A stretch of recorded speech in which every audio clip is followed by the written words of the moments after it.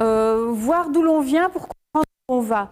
Outre ces activités liées au passé industriel et artisanal couvinois, le CIEA veut mettre en exergue les initiatives socio-économiques durables des Couvinois et de leurs voisins et les replace dans une perspective de nécessaire résilience de notre région face aux bouleversements climatiques et énergétiques qui nous toucheront inexorablement. Claude Sébat, c'est à toi.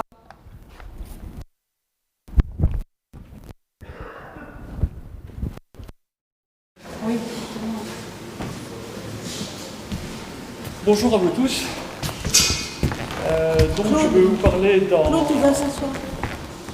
Tu t'assieds à cause du Covid. Il faut s'asseoir. Je m'assieds, voilà. Donc je vais vous parler d'une nouvelle ASBL qui vient de se créer, qui s'appelle CIA, Centre Industrie et Artisanat. Cette ASBL a été créée dans le but dans un premier temps, de créer un musée pour reprendre en fait toutes les activités qui étaient dans le Couvinois, toutes les activités basées sur les ressources naturelles, c'est-à-dire le fer, la pierre, le bois, l'eau et une dernière activité que nous avons ajoutée qui est la bière. Pourquoi avoir choisi ces activités, ces centres d'intérêt?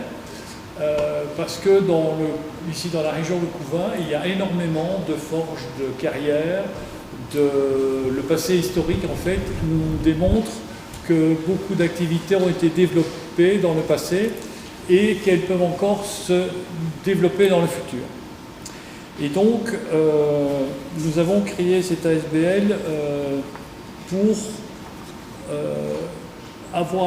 prendre le patrimoine que nous avons, le conserver dans un espace muséal. Cet espace muséal, c'est un espace vivant, que nous voulons créer vivant, pour permettre de garder la mémoire de tout ce que nous avons eu dans le passé.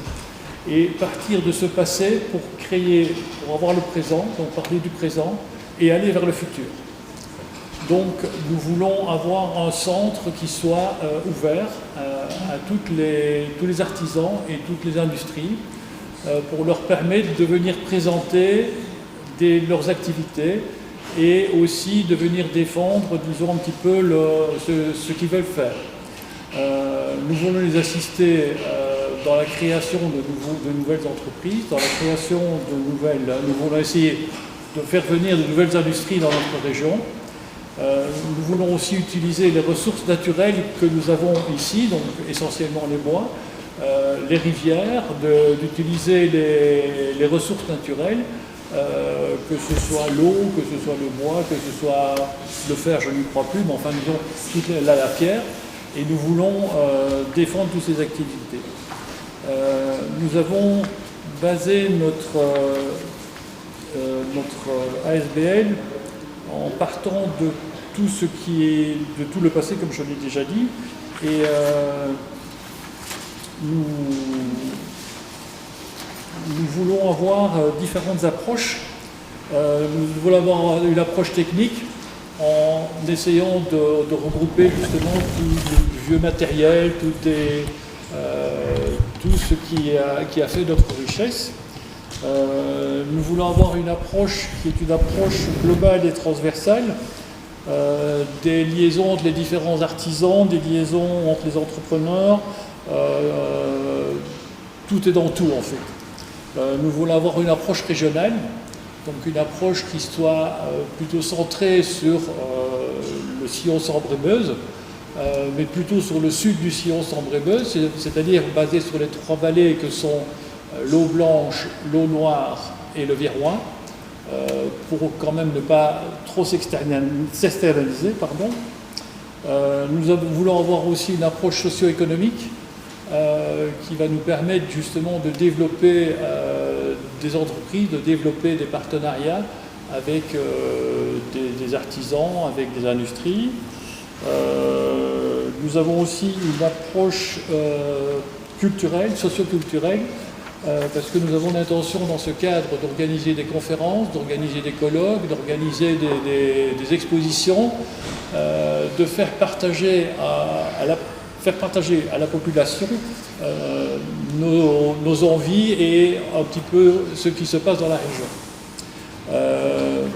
Une approche documentaire, donc comme je vous l'ai dit, il y a l'espace qui sera l'espace muséal, et aussi nous voulons récolter toutes les informations que nous pouvons avoir dans la région, donc que ce soit par exemple pour quantifier le nombre d'emplois, disons avoir une approche qui est réellement documentaire, qui est basée sur des chiffres réels. Nous voulons avoir aussi une approche artistique. Donc j'ai parlé de l'artisanat, donc on parle de tailleur de pierre, on peut parler de linandier, on peut parler de fabricant de bière, de brasseur, pardon. On peut parler de tous différents métiers qui peuvent s'inscrire dans le cadre d'exposition, dans le cadre aussi d'ateliers artisans. Nous voulons avoir aussi une approche touristique. Parce que, comme vous le savez, dans la région ici, il y a énormément de vestiges du passé qui témoignent de l'activité industrielle. Il suffit de regarder l'étang de Virel, il suffit de regarder même ici au domaine Saint-Roch, vous avez les étangs, c'est une ancienne forge. Donc on a ici un patrimoine qui est exceptionnel, que peu de régions ont. Et donc, nous voulons mettre tout ça en valeur par des circuits touristiques, par différentes approches. Donc, voilà un petit peu les différentes choses. Nous voulons avoir une approche pédagogique avec les écoles de la région, avec les universités, avec les conférenciers. Donc, on veut apporter quelque chose à la région. Nous voulons vraiment partager au niveau pédagogique ce que nous avons l'intention de faire. Alors, historiquement, notre centre, je ne pense pas qu'il y ait déjà eu quelque chose avant, mais par exemple au niveau muséal, il y a déjà plusieurs projets qui avaient été faits dans le passé et qui n'ont jamais abouti. Pourquoi, on n'en sait rien, mais enfin disons que nous avons l'intention de faire aboutir ces projets. Donc, en fait, au départ, on veut créer cet espace muséal. Par contre, on n'a pas encore d'endroit bien spécifique pour le faire. Tout étant que la commune nous a parlé qu'on pourrait bénéficier éventuellement de la ferme Walkens. Donc, c'est un projet qu'on va suivre de près en tout cas. Comment sommes-nous organisés? Nous sommes organisés nous avons un comité qui s'appelle les membres fondateurs. Comme dans toute ASBL, il faut une structure. Donc nous avons les membres fondateurs et puis nous avons les membres adhérents. Si on parle de gros sous, les membres fondateurs, c'est 100 € par an et les membres adhérents, c'est 50 € par an.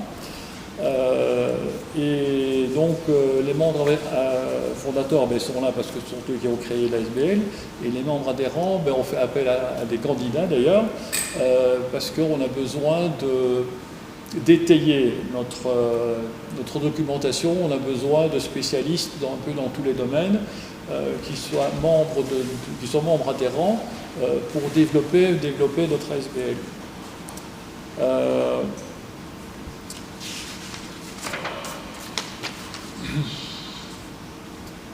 Alors, les projets pour l'année 2021, qui étaient normalement pour 2020 mais qui sont reportés à 2021, les projets, nous avons deux gros projets. Un premier projet qui est en fait une exposition sur ce que nous aurons récolté comme archives. Par exemple, dans les archives, nous avons l'exposition sur données que vous avez peut-être déjà vue. Nous avons pas mal de matériel que nous pouvons montrer. Nous avons une collection de poêles, de vieux poêles. Nous avons une collection de cuisinières. Nous avons aussi du matériel de fonderie que nous pouvons montrer. Enfin, nous avons tout de quoi équiper, en tout cas, une première exposition. Ça, c'est une première chose que nous voudrions faire en 2021. Et une seconde, plus importante, ce serait de réunir tous les industriels et tous les artisans de la région pendant un week-end pour qu'ils partagent avec la population leurs activités. donc, sur leurs activités. Donc ils partagent en fait leur travail, ils partagent ce qu'ils font réellement, parce qu'il y a beaucoup d'industries auxquelles on n'a pas accès, parce qu'au niveau sécurité, etc. Donc on va essayer de les faire venir chez nous pour présenter les activités qu'ils ont. Je pense, je peux citer des noms, je pense par exemple Moulin de Tromcourt, je pense dans le même truc, je pense au Pelé, Fine Pelé, donc je pense voilà, des industries qui sont déjà installées chez nous mais qu'on ne sait pas visiter. Donc on va les faire venir chez nous pour qu'ils nous parlent un petit peu de leurs entreprises. Au niveau de l'artisanat, on a des tailleurs de pierre, on a des cordonniers, des travails sur bois. On a pas mal de choses. On a aussi, au niveau socio-économique, on a toutes les ASBL dont on a parlé tout à l'heure, qui pourraient s'inscrire dans les activités que nous défendons. Donc voilà, on a réellement des possibilités de développement. Maintenant, les attentes. Les attentes au niveau du citoyen. Les attentes sont simples. Donc nous demandons aux Couvinois, aux Couvinoises, enfin les gens de la région, s'ils ont du matériel chez eux qu'ils ont envie de partager avec nous, de nous prêter ou de nous donner, toutes les formules sont possibles, qu'ils ont envie que l'on mette en valeur, si c'est des fonds de grenier, des choses comme ça, que l'on pourrait utiliser pour les montrer, donc on leur demande de participer, de nous apporter ça, et nous allons tout faire pour les mettre en valeur. Même si ce sont des pièces qui sont à réparer, on a peut-être les pièces manquantes, on a peut-être donc voilà. C'est de maintenir ce patrimoine chez nous et de le garder vivant en fait. Les attentes exprimées aux associations et institutions, mais c'est de vous demander à vous tous qui êtes là, si vous êtes partie prenante de nos projets, vous êtes les bienvenus, parce que bien sûr on ne veut pas marcher sur vos plates-bandes, mais on vous demande, si vous êtes intéressé par ce que nous faisons, nous sommes preneurs pour faire du partage. Par exemple, dans le cadre de nos expositions, vous pouvez tout à fait venir partager ce que vous faites. Alors, les attentes à l'adresse des autorités locales. Je vous ai parlé tout à l'heure de l'affaire Wankens, bien sûr. La première chose, c'est qu'on a une reconnaissance officielle. Maintenant que nous sommes en ASBL, on va avoir une reconnaissance officielle de l'administration communale. Mais on veut aussi qu'ils s'engagent, comme ils l'ont déjà fait l'année passée, mais ça a été reporté, Covid oblige, qu'ils s'engagent à notre côté pour défendre les différents projets que nous allons défendre au niveau de la région Wallonne.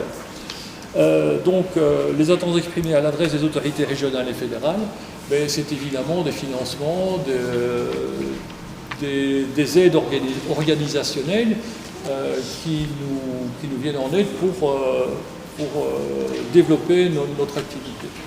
Donc voilà un petit peu, en résumé, ce que nous voulons faire, ce que nous avons l'intention de faire, et nous voulons le faire rapidement parce que je pense qu'il y a urgence, en tout cas en ce qui concerne le patrimoine, il y a urgence à le préserver et à le mettre de côté.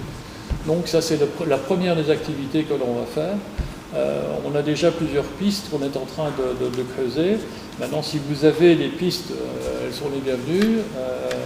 Et voilà un petit peu ce que nous avons l'intention de faire dans notre ASBL. Maintenant je suis à votre disposition si vous avez des questions à poser. Ah oui, non, j'ai oublié une chose. Procurez-vous ceci, vous avez le résumé de ce que je viens de dire là, ici dans ce petit fascicule. Et vous aurez ainsi autre chose, nous avons un site internet qui s'appelle le CIA, dans lequel nous publions des capsules toutes les semaines, de manière hebdomadaire, et dans ces capsules, on retrace pour le moment toute la vie industrielle et toute la vie artisanale de la région.